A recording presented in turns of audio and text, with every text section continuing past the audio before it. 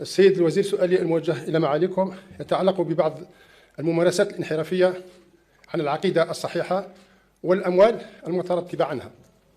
أنتم تعلمون سيد الوزير أنه هناك العديد من الأضرحة منتشرة هنا وهناك عبر ربع الوطن، وعلى اختلاف درجتها من منطقة إلى أخرى. وتعلمون كذلك أن بعض الناس يأتون للاستغاثة والاستعانة بأصحابها من الموتى، وهناك من يأتي للأسف الشديد يطوف حول هذه الأضرحة بنية الحصول على البركة والرزق إلى غير ذلك. وهناك من يأتي كذلك ليقدم القرابين والنذور معتقدا في نفسه أن هذه الأضرحة قادرة على قضاء الحاجات وعلى دفع الضرر وعلى جلب الرزق كالذرية كالأموال كالشفاء كمناصب الشغل كالسكن وهلم جرى من المعتقدات الفاسدة والخاطئة.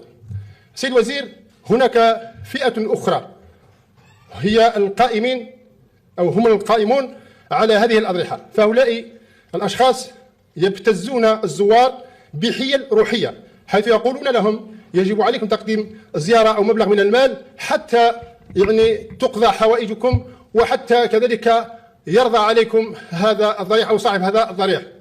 والمسؤولية السيد الوزير مسؤولية التصدي لمثل هذه الممارسات الشركية الغريبة عن ديننا وعن وطننا نتقاسمها نحن كنواب في المجلس الشعبي الوطني، لأننا نملك صلاحية التشريع والرقابة، كما تتحملون أنتم كذلك وزرها، لأنكم تملكون سيد الوزير أدوات التوجيه والإرشاد.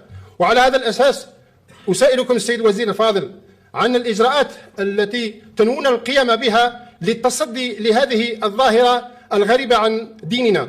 والتساؤل الثاني السيد الوزير، هل هناك برامج توعوية ميدانية تقومون بها كوزارة في هذه الأوساط المتعفنة أكرمكم الله؟